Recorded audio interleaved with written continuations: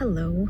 So I wanted to talk about the two things that I think you have to fully accept in order to sort of move out of phase one and into phase two when it comes to really like taking control of your life and starting to really make appreciable changes in all areas. It's going to be very difficult to create anything in an area where you aren't already kind of tuned correctly, if you don't start to accept these following things. The first thing is accepting that your beliefs completely create your reality. They completely create everything in your reality. Whatever your beliefs are, you will create, without even being aware of it, or without even necessarily doing anything to make it happen. Your beliefs create your reality. This is a truth. I have several videos on this now where I've talked about my own, how that's played out in my own life. This is something you just have to kind of accept wholesale if you want to create a change. I accepted this wholesale about money in my early 20s. And so you don't have to accept it in every area of your life in order to make anything happen anywhere. But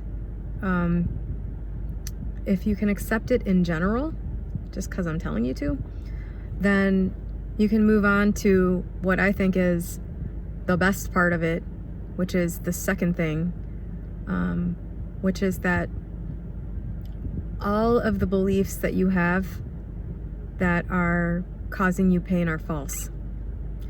Every single thing that you believe that when you think of this truth causes you pain is not true, actually.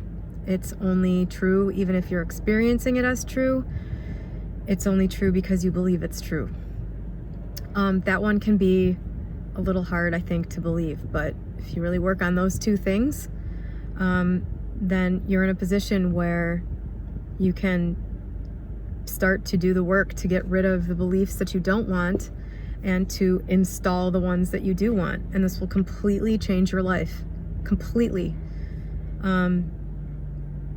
It's really nice. And, you know, as the last video I made was about how there's really no difference between law of attraction and Neville and everything. And this changing of your self-concept through your beliefs is a very, very Neville concept. It's the power of awareness.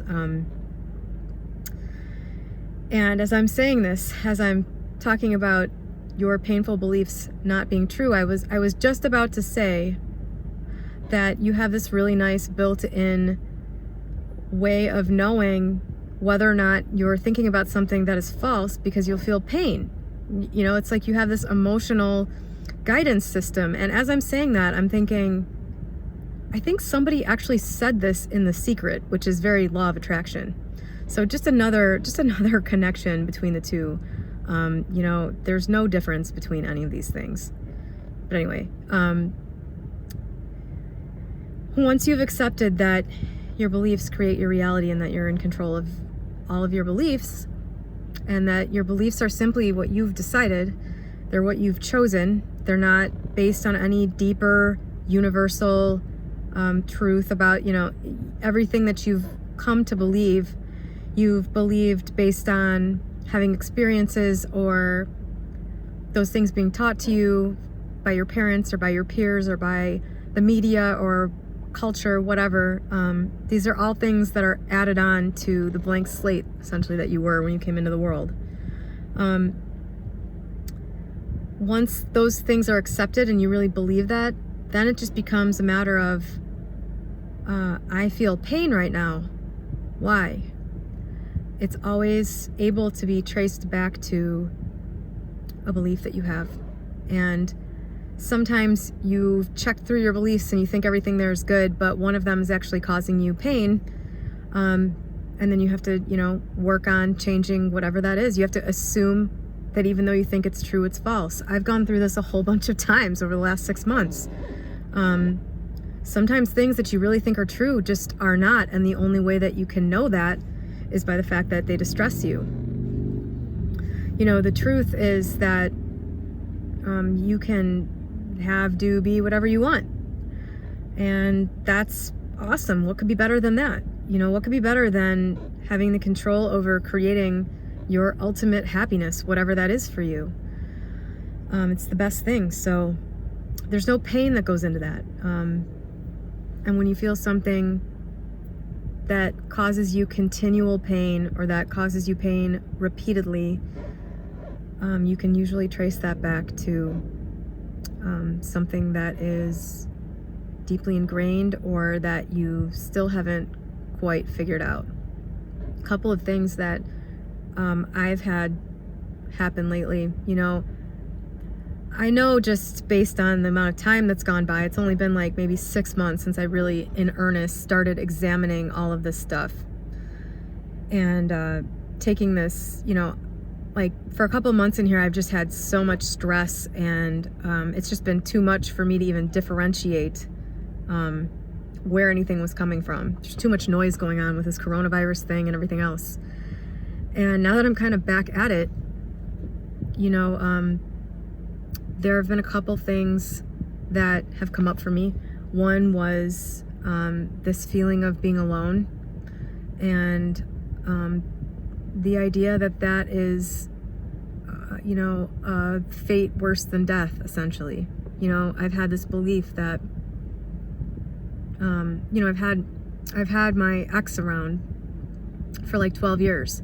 And recently we've had some run-ins with each other where it really looked like we might have to like go our separate ways for a while, at least on a friend level. Like we might just have to like go no contact for a while just to get away from each other.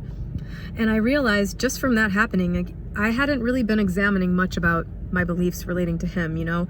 It was kind of just like a foregone conclusion in my mind. I have him, so I'm not alone, you know.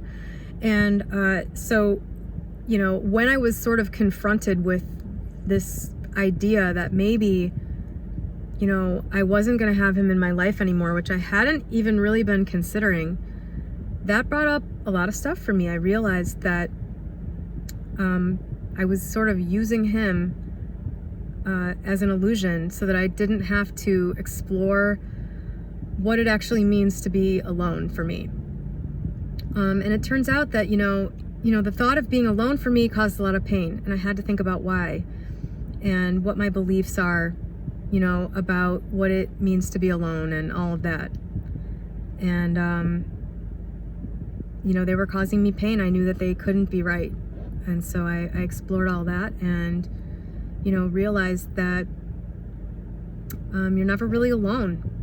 And, you know, we're all a part of this energetic soup that makes up everything and everyone. And, you know, you're part of something larger. And the idea of being disconnected from other humans, you know, which is generally temporary anyway. But the idea that this feeling of being disconnected from other humans is essentially like emotional death, which is the way I was coming at it.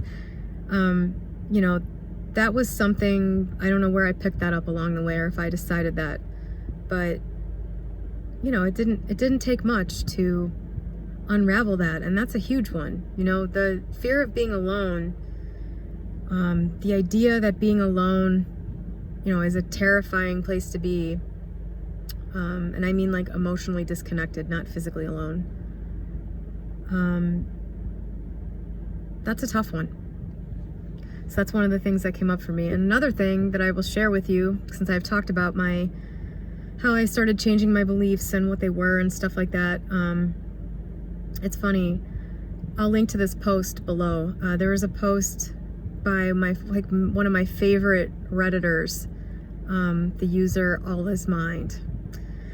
And he made a post yesterday about how, you know, your beliefs don't need a secondary cause. Like, you don't say I'm beautiful because I look like an underwear model. You're just, I'm beautiful. That's it. Period. End of story.